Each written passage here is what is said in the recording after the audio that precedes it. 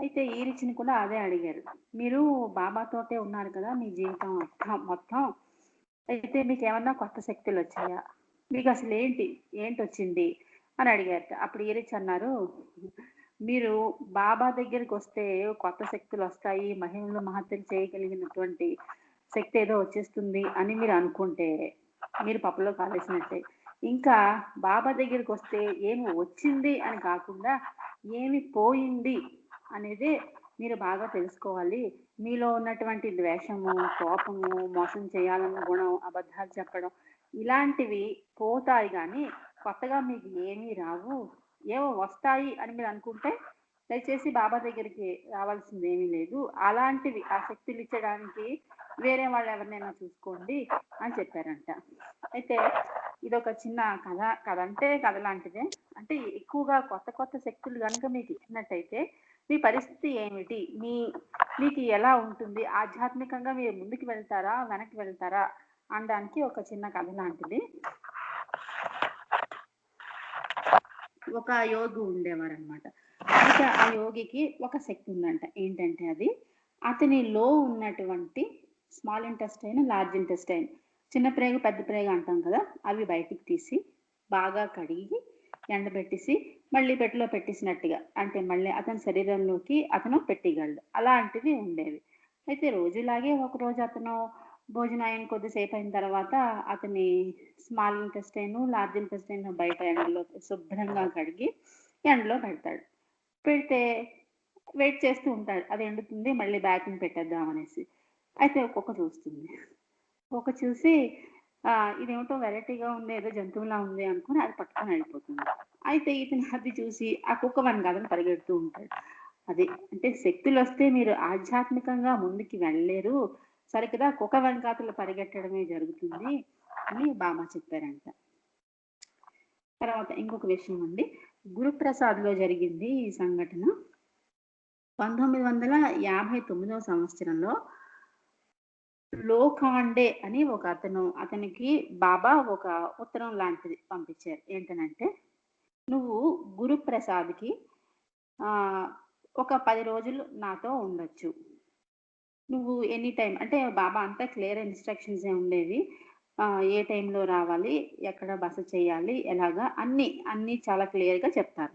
అతను సంతోషం పడతాడు. అయితే అతనికి నెలకి రూ. 120 జీతం. ఏదో ఒక పూట తింటాడు. ఇంకొక పూట తినేది కొంచెం కష్టమే పాపం. అతను కొంచెం ఆర్థికంగా అది పూనా వెళ్ళడం అది కొంచెం ఇబ్బందే అతనికి. అయినా కూడా పాపం వాళ్ళ భార్య నగలమ్మో, చెవులకమ్మో ఏవో మొత్తానికి సంపాదించి ఎలాగోలాగా డబ్బులు వెళ్ళడానికి ప్రయత్నం చేస్తాడు. అయితే చుట్టుపక్కల వాళ్ళంటారు, "నువ్వు నువ్వే పూర్తిగా నువ్వు తలుచుకుంటున్న ఈ బాబా నీకే 2 పూట్ల భోజనం చేయడానికే డబ్బులివ్వలేని వాడు. అతని దగ్గరికి రమ్మంటే నువ్వెలా రాగలవు?" అని అంటారు. ఎలాగోలాగా రాగలను. రా రావాలని వెళ్ళాలని నాకుంది. నన్ను రప్పించుకోవాలని బాబాకుంది. ఏదో ఒకటి చేస్తాం. ఒక పూట తింటున్నాము. సో, అదే బ్రెడ్ తినే వెళ్తాం. ఏదో ఒకటి చేస్తాం. కానీ తప్పకుండా వెళ్తాం అని అనుకుంటారు. ఇతనికి గుప్తా అని ఒక ఫ్రెండ్ ఉంటాడు. ఈ లోఖాండే గారికి. ఆ గుప్తా కొంచెం క్లోజ్ ఫ్రెండే లోఖాండే గారికి. ఏదైనా అవసరమైనప్పుడు డబ్బులివ్వడం ఏదో మొత్తానికి. ఇద్దరు మంచి ఫ్రెండ్స్. ఈ గుప్తా అంటాడు, "ఇలాగ బాబా దగ్గరికి వెళ్తున్నావా పూనాకి?" అంటే, "అవును వెళ్తున్నానురా." అంటే, "నువ్వెంత ఇదసలు? మరి నన్ను పిలవలేదు నువ్వు.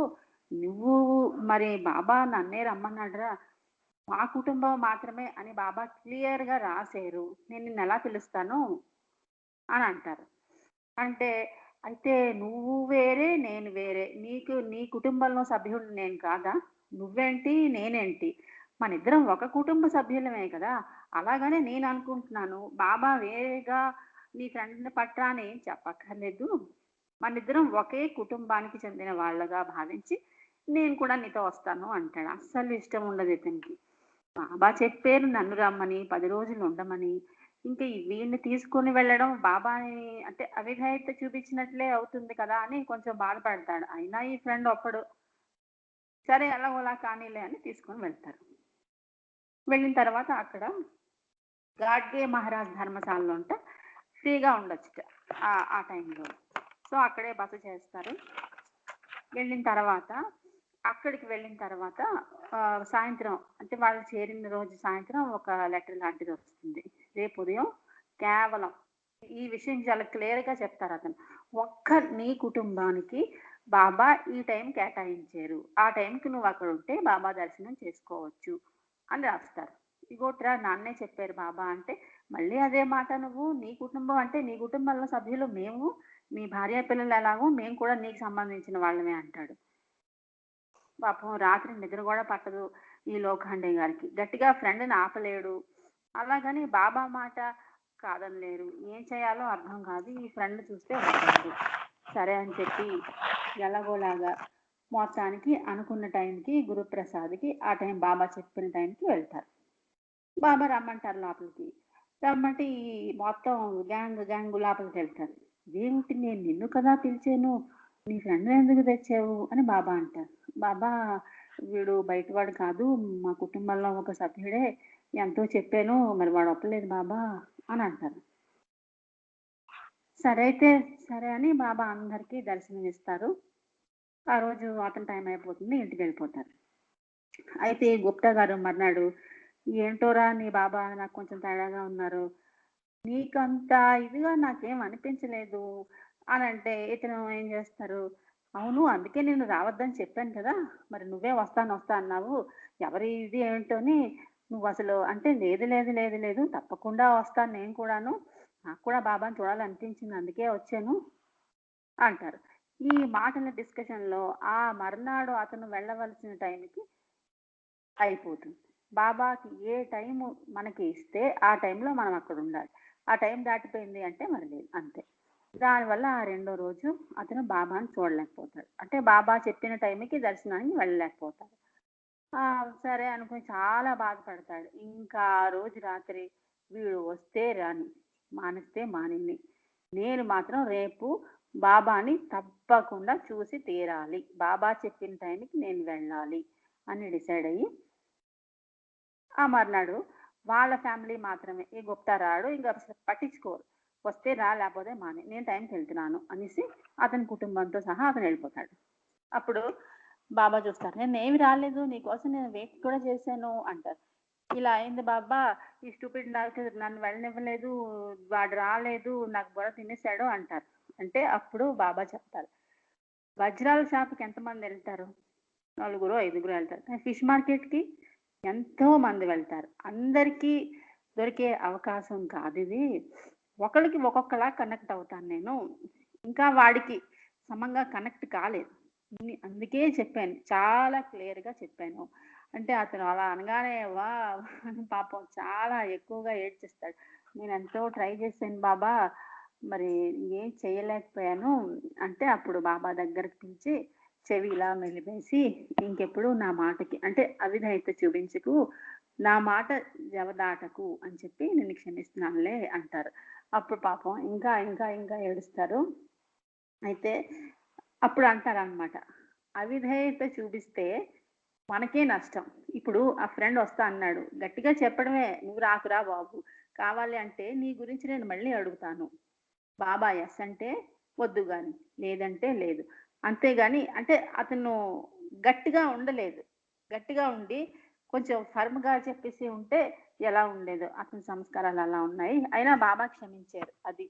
అదండి స్టోరీ. నేను ఇంకొక చిన్న కథ చెప్తున్నాను. 'అవతార్ మెహర్ బాబా కీ జై' 1960 సంవత్సరం అది మార్చి నెల. 60 సంవత్సరం అంటే ఇంకా బాబా సజీవంగానే ఉన్నారు. ఠాడే గారింట్లో జరిగిన చిన్న ఇన్సిడెంట్ అన్నమాట. అయితే మార్చ్‌లో ఠాడే గారు వాళ్ళ ఇంట్లో ఒక ముగ్గురు చిన్న కాదు లైక్ యూత్ ముగ్గురు అబ్బాయిలు అతను కలిసి బాబా గురించే ఏదో మాట్లాడుకుంటూ ఉన్నారు. బాబా చెప్పిన విషయాలు, బాబా పాటలు, బాబాతో వాళ్ళకి జరిగిన సంబంధించిన ఏవో ఎక్స్‌పీరియన్సెస్ ఉంటాయి కదా! అవన్నీ మాట్లాడుకుంటూ ఉన్నారు. అయితే ఆ సమయంలో ఒక ముసలతను చాలా పెద్దతను నడవడమే చాలా కష్టంగా ఉంటుంది. అతనొస్తారు. అది మధ్యాహ్నం 1 గంట సమయం అన్నమాట. ఆ టైంలో ఎండ విపరీతంగా ఉంటుంది. అతను చూస్తే ముసలతను ఒక షాలు, ఒక లైక్ పైన ఒక టర్బాన్ లాంటిది కట్టుకొని లుంగీ, కలర్‌ఫుల్ లుంగీ కొంచెం వేసుకొని ఒక ఫకీర్ రూపంలో ఉంటాడు అతను. కర్ర సహాయంతో వస్తారు. ఇంత ఎండ సమయంలో ఇతను ఎందుకొచ్చారబ్బా! ఎవరో తెలీదు వాళ్ళకి. ఎవరబ్బా! అని తాడయ్య గారు బయటకొచ్చి ఏంటి కావాలి అని రూపాయి అంతే గదా! అడుక్కునే వాళ్ళు అనుకుని రూపాయి చేతిలో పెడతారు. చేతిలో పెడితే అతను అంటాడు, "నాకు రూపాయొద్దు. నాకు అన్నం కావాలి" అంటాడు. అన్నం అంటే ఇంట్లో ఎవరు లేరు. నేను అన్నం వండుకోలేదు. నీకు బియ్యం ఇస్తానని చెప్పి బియ్యం ఇస్తారు. నాకు బియ్యం వద్దు. నాకు వండిన అన్నమే కావాలి అని అంటారు. అయితే సరే బయట వరండాలో ఒక 15 నిమిషాలు వెయిట్ చెయ్యు. నేను అన్నం వండి నీకిస్తాను అని చెప్తారు. ఆ పెద్దతను వరండాలో 15 నిమిషాలు వెయిట్ చేస్తే ఈ లోపల వంట వండేయడం అయిపోతుంది. ఇస్తారు. ప్రేమతోనే ఇస్తారు. ఇచ్చిన తర్వాత అతను తినేసి ఆ ముసలతను అంటే ఫకీరు పడుకుంటారు కాసేపు. ఈ లోపల వీళ్ళు కూడా ఏదో తినేసి మళ్ళీ బాబా భజనలు, బాబా మాటలు, బాబా పాటలు పాడుకుంటూ ఉంటారు. తాడయ్య గారు మంచి బాబా లవరు మనందరం చూసే ఉంటాం. నేను చూసాను. అయితే ఆ 4 గంటలు అవుతుంది. అందరికీ టీ సర్వ్ చేస్తారు. ఇతను బయట వరండాలో పడుకొనుంటారు. అయితే సరే పెద్దతను అయిపోయారు అని అతనికి కూడా ఈ ఇంట్లో వాళ్ళకి ఎంత ఇష్టంతో, ప్రేమతో టీ ఇచ్చారో, అంతే ప్రేమతో సార్ తీసుకోండి సార్ అన్నట్టుగా వెళ్ళిస్తారు. అప్పుడు ఆ టీ తాగేసి సంతోషంగా లోపలికొస్తారు. బాబా ఫోటో ఎదురుగా వచ్చి, ఓ మెహర్ బాబా! నాకు ఇవాళ చాలా ఆనందంగా ఉంది. ఎందుకంటే నీ బిడ్డల్ని చూడగలిగాను అని చెప్పి అంతే. అదొక్కటే వాళ్ళకి కనిపిస్తుంది. అతను బయటికి వెళ్తారు. అతను చాలా పెద్దతను. నడవలేకపోతున్నారు. కర్ర సహాయంతో కూడా చాలా స్లోగా నడవగలుగుతున్న ఆ పెద్దతను మరి కనిపించరు. ఎక్కడికి వెళ్ళిపోయారో తెలీదు. ఒకవేళ బయటికి వెళ్ళిపోయి ఉంటారు. ఇటో అటో వెళ్ళిపోయారని వీళ్ళందరూ ఒక సైకిళ్ళు వేసుకొని అన్ని చోట్ల వెతుకుతారు. వాళ్ళు అన్ని వీధుల్లోనే వెతుకుతారు. ఎక్కడా కనిపించరు. చుట్టుపక్కల వాళ్ళని అడుగుతారు. ఇక్కడ ఫకీర్ లాంటి ఒక అతను ఇంతసేపు ఇక్కడ పడుకున్నారు. అతను ఎటెళ్ళారో ఏమన్నా చూసారా అని అడిగితే వాళ్ళంటారు, అసలు ఫకీర్‌ని మేము చూడలేదు. ఫకీర్ వచ్చారా మీ ఇంటికి అని అడుగుతారు. ఇంత ముసలతను ఇంత వేగంగా ఎక్కడికి వెళ్ళిపోయారు అని చూసుకొని ఇంటికొస్తే అతని కర్ర, అతని షాలు, అతని టర్బాను, మరి అతను వేసుకున్న లుంగీ అన్నీ అతని బట్టలు, అతని వస్తువులు అన్నీ కూడా వాళ్ళ దీంట్లో ఉంటాయి. వరండాలోనే పెట్టేసుంటారు. అప్పుడు మళ్ళీ అనుకుంటారు, ఇదేంటి అంత ముసలతను కర్ర అన్నీ వదిలేసారు. ఎటెళ్ళిపోయారో ఏంటో ఎంత వెతికినా కనిపించరు. ఇంకా సరే అని ఆ కర్ర ఒకళ్ళు, షాల్ ఒకళ్ళు, బట్టలు ఒకళ్ళు అలా నలుగురు 4 వస్తువులు పంచేసుకుంటారు. ఆ మర్నాడు డాక్టర్ ఘనీకి వీళ్ళు ఘనీ దగ్గరికి వెళ్ళి ఇలా ఇలా జరిగింది. ఒక ముసలతను ఒక ఫకీర్‌లాగా ఉన్న అతను మా ఇంటికొచ్చారు. ఇతని వస్తువులు మా ఇంట్లో వదిలేసారు. ఎంత వెతికినా మాకు కనిపించలేదు అంటే అప్పుడు డాక్టర్ ఘనీ అంటారు, అబ్దుల్, అబ్దుల్ 5వ భూమికలో ఉంటారు కాబోలు నాకు తెలీదు. అబ్దులు శరీరం చాలించే ముందే అతని వస్తువుల్ని ఎవరో ఒకళ్ళకి ఇచ్చేద్దాం అని అనుకున్నాడట. అందుకని బాబా అంటే ఆ వస్తువులు తీసుకునే అర్హత కూడా ఉండాలి కదా! ఎవరికివ్వాలి అంటే సరైన వ్యక్తులు దొరకాలి కదా! అందుకని మీ ఇంటికొచ్చి ఉంటారు. మీ భజనలు, మీ ప్రార్థనలు, మీరు అతని పట్ల చూపించిన ప్రేమ అన్నీ బాగా అతనికి నచ్చి ఉండి ఉంటాయి. దానివల్ల బహుశా అలా జరిగి ఉండొచ్చేమో అని అంటారట. అప్పుడు నిజంగా తాడయ్య గారు చాలా సంతోషం పడతారట. అసలు ఎవరైనా ఇంటికి వచ్చిన వాళ్ళకి భోజనం పెట్టి, టీ పెట్టి ఉండమని ఇంత ఎవ్వరు చెయ్యరు కదా! అంటే వాళ్ళు చూపించిన ప్రేమ, బాబా ప్రేమ వల్ల వాళ్ళు చూపించిన ఆ ప్రేమకి అబ్దుల్ గారికి సరైన స్థలం ఇది. నా వస్తువులన్నీ వదిలేయడానికి అని అతను అనుకున్నాడు. అందుకని వచ్చిందెవరు అని చూడకుండా పూర్తి విశ్వాసంతో, పూర్తి ప్రేమతో వాళ్ళేదో ఇస్తారని కాదు, వాళ్ళ హృదయంలో కూడా బాబావే ఉన్నారు అన్న ఉద్దేశంతో మనం చేయగలిగితే చూడండి ఇంట్లో ఆడవాళ్ళు లేరు, వండి పెట్టవలసిందేమీ లేదు. చెప్పియొచ్చు. ఇంట్లో ఎవరు లేరు సార్ బియ్యం తీసుకొని వెళ్ళిపోండి అని అనొచ్చు. కానీ అనలేదే.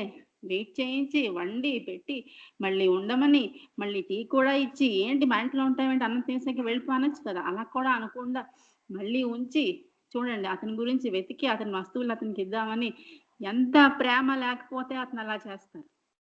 అది.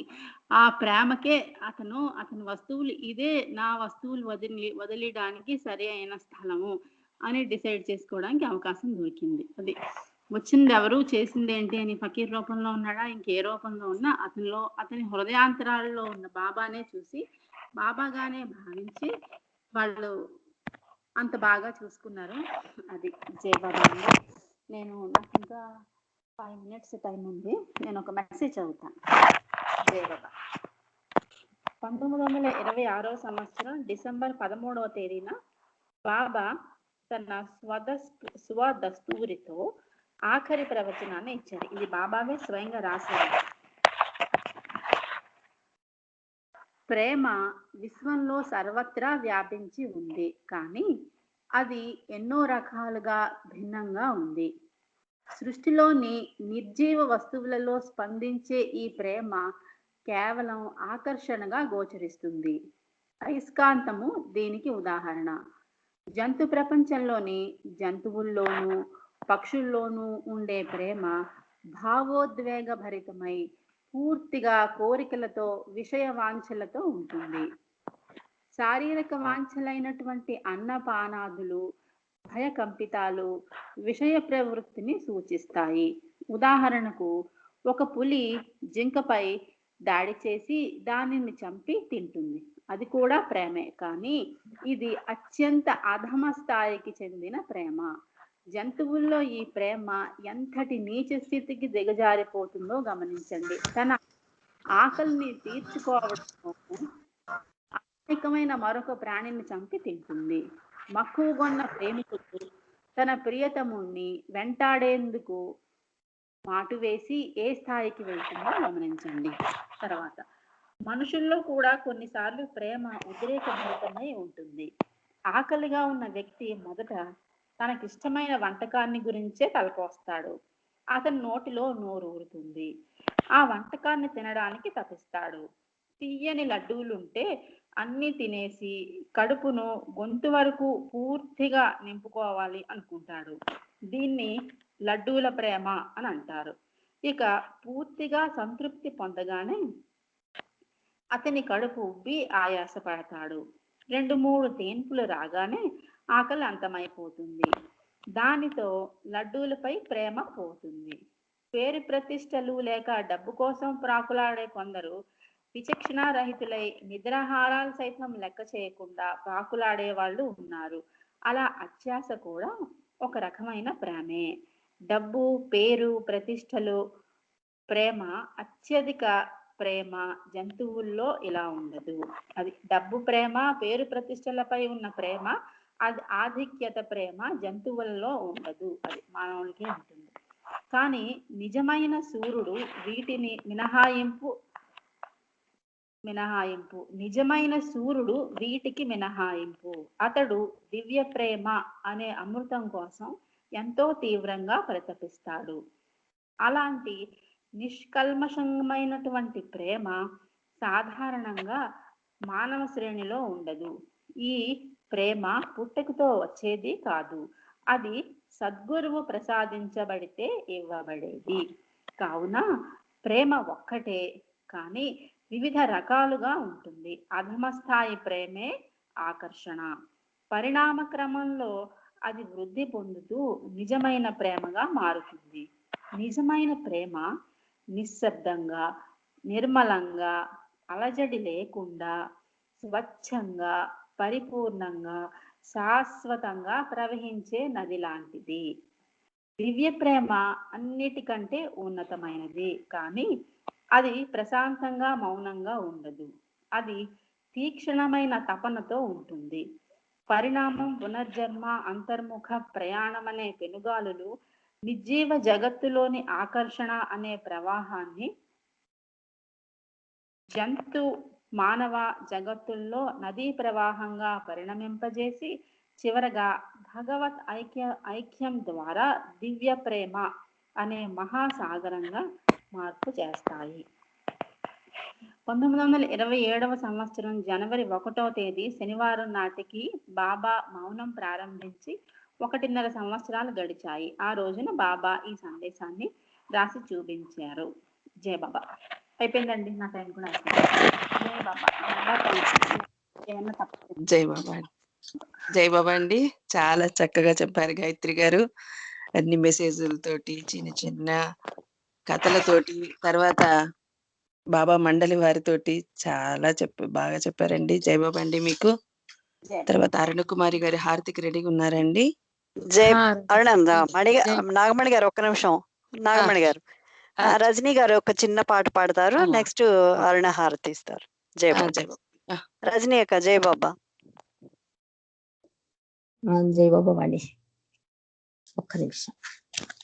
లోకాల ఏలిక ఏకైక దైవమా శ్రీ మెహర్ బాబా చిన్మయ రూప గునుమా మా వందనం దీవించు అనుదినం. లోకాల ఏలిక ఏకైక దైవమా శ్రీ మెహర్ బాబా చిన్మయ రూప గునుమా మా వందనం దీవించు అనుదినం. ప్రభు నీదు ప్రేమాగానం సదానంద జీవితయానం సదానంద జీవితయానం. మాయావి మనసు నిన్ను మరపింపజూచునో దీవించు అనుదినం. మాయావి మనసు నిన్ను మరపింపజూచునో దీవించు అనుదినం. లోకాల ఏలిక ఏకైక దైవమా శ్రీ మెహర్ బాబా చిన్మయ రూప గునుమా మా వందనం దీవించు అనుదినం. ప్రభు నీదు ప్రేమా పాఠం కఠినాత్మ హృదయ వికాసం కఠినాత్మ హృదయ వికాసం. మాయావి మనసు నిన్ను మరపింపజూచునో దీవించు అనుదినం. మాయావి మనసు నిన్ను మరపింపజూచునో దీవించు అనుదినం. లోకాల ఏలిక ఏకైక దైవమా శ్రీ మెహర్ బాబా చిన్మయ రూప గునుమా మా వందనం దీవించు అనుదినం. ప్రభు నీదు ప్రేమాచరణం మృతి లేని దివ్యధామం మృతి లేని దివ్యధామం. ప్రభు నీదు ప్రేమాచరణం మృతి లేని దివ్యధామం మృతి లేని దివ్యధామం. మాయావి మనసు నిన్ను మరపింపజూచునో దీవించు అనుదినం. మాయావి మనసు నిన్ను మరపింపజూచునో దీవించు అనుదినం. లోకాల ఏలిక ఏకైక దైవమా శ్రీ మెహర్ బాబా చిన్మయ రూప గునుమా మా వందనం దీవించు అనుదినం. శ్రీ మెహర్ బాబా చిన్మయ రూప గునుమా మా వందనం దీవించు అనుదినం దీవించు అనుదినం దీవించు అనుదినం. అవతార్ మెహర్ బాబా కీ జై. జై బాబా అక్క. స్పాంటివ్గా చాలా బాగా పాడారు అక్క మీరు. జై బాబా. హారతికి రెడీగా ఉన్నారమ్మా అరుణ గారు? పాడినా. అవతార్ మెహర్ బాబా కీ జై. ఆది సచేతన శాంతి నికేతన ఆది సచేతన శాంతి నికేతన నమో బ్రహ్మ मेहेरु प्रभु आरती अपनाओ मेहेर प्रभु आरती अपनाओ आदि सचेतना शांति निकेतना आदि सचेतना शांति निकेतन नमो ब्रह्मा आओ। मेहर प्रभु आरती अपनाओ। मेहर प्रभु आरती अपनाओ। प्रेम दीप मई हिय जलाओ। निबिड़ अंधेरा मिटता पाओ। प्रेम दीप मई हिय जलाओ। निबिड़ अंधेरा मिटता पाओ। अपना सब कुछ तुम्हें चढ़ाओ। अपना सब कुछ तुम्हें चढ़ाओ। तुम मुझको सरसाओ। मेहर प्रभु आरती अपनाओ। मेहर प्रभु आरती अपनाओ। आदि सचेतन शांति निकेतन। आदि सचेतन शांति निकेतन। नमो ब्रह्माओ। मेहर प्रभु आरती अपनाओ। मेहर प्रभु आरती अपनाओ। जीवन की हर सांस हमारी बन जाए प्रभु गति तुम्हारी। जीवन की हर सांस हमारी बन जाए प्रभु गति तुम्हारी। हे करुणाकर लीलाधारी। हे करुणाकर लीलाधारी। तुम करुणा भरोसाओ। मेहर प्रभु आरती अपनाओ। मेहर प्रभु आरती अपनाओ। आदि सचेतन शांति निकेतन। आदि सचेतन शांति निकेतन। नमो ब्रह्माओ। मेहर प्रभु आरती अपनाओ। मेहर प्रभु आरती अपनाओ। बने आरती जीवन मेरा। बने आरती जीवन मेरा। आदि अंत का लय हो हेरा। आदि अंत का लय हो हेरा। खुले नयन और धिके सवेरा। खुले नयन और दिख सवेरा। तुम मुझ में छा जाओ। मेहर प्रभु आरती अपनाओ। मेहर प्रभु आरती अपनाओ। आदि सचेतन शांति निकेतन। आदि सचेतन शांति निकेतन। नमो ब्रह्माओ।